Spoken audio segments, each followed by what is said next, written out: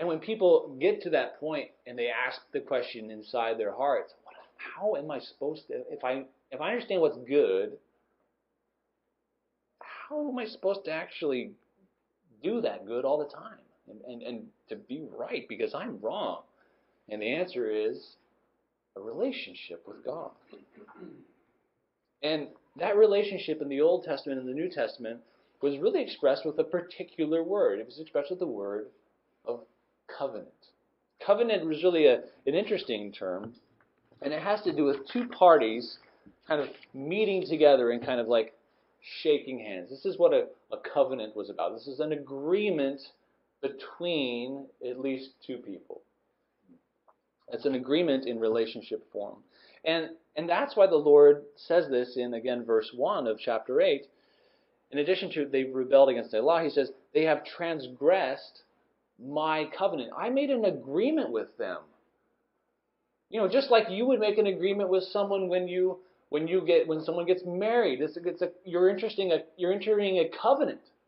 You're entering an agreement where I'm promising to do this for you, and they are promising to do this for you. It's a covenant. A marriage is a covenant. But the covenant is so interesting because, and I was reading through this, so I word search covenant. I'm like, how many times is covenant? It's a lot.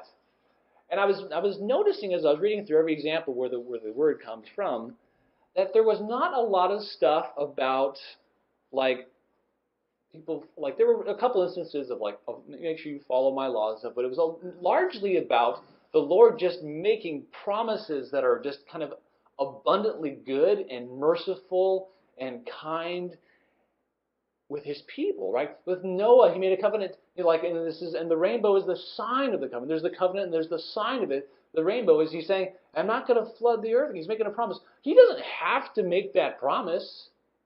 He graciously did it to Noah. Or with Abraham, or later Abraham, he promises that he will be a father of nations. And this is before he even has any children of his own, right? He's even thinking of this guy named Eleazar of Damascus. And he promises these things. He promises to give them this beautiful parcel of land. You know, we know it now as the nation of Israel.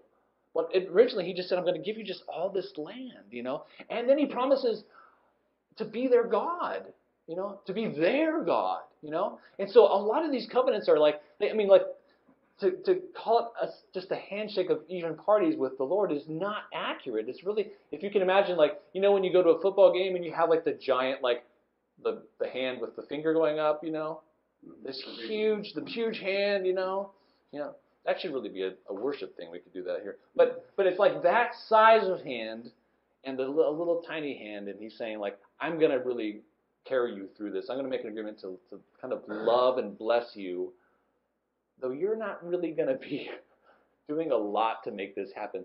A lot of this is really just in the Lord's gracious hands.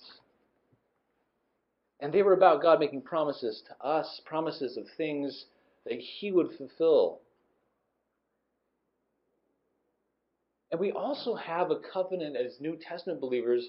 We have a covenant through Christ. He himself spoke of, and this affects, of course, our celebration of communion. But he says, when he's talking about the giving of his blood, he says, for this is my blood of the new covenant. There's a new agreement on the block through Jesus Christ, which is shed for many for the remission of sins. And in Hebrews it says, chapter 8, if you're interested to look up later, and he says a new covenant, he has made the first obsolete. He's saying this is a newer covenant, and it's a better covenant than the ones that were even given to Noah or to Abraham or to Moses. And he goes on to say, now what is becoming obsolete and growing old is ready to vanish away.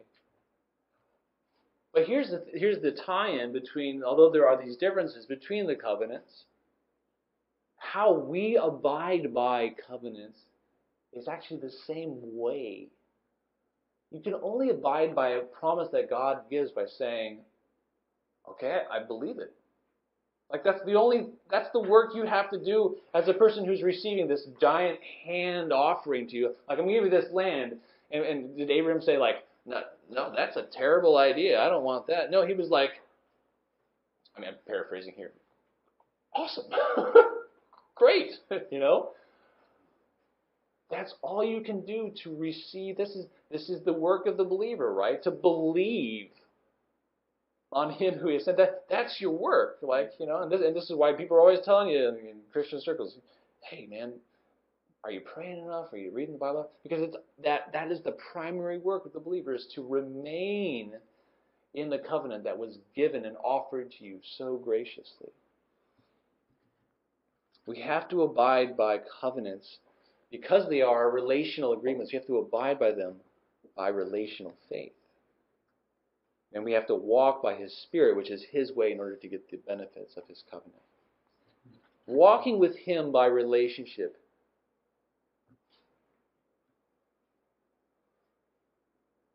means choosing Him to be King. When He offers that covenant, you say, okay, I believe it, I'm entering in. You're also saying, kind of going back to that first part, that you want Him to be King of all the areas of your life. It's not that just you agreed one day, that we call this the day of salvation, you agreed to receive Jesus Christ. No, it's now, and then you can operate how you want. No, you have to abide. You have to choose to follow Him. And this is the last part of attending to the Lord as King. We've had understanding the law is good. We understand that we enter into His covenant by faith.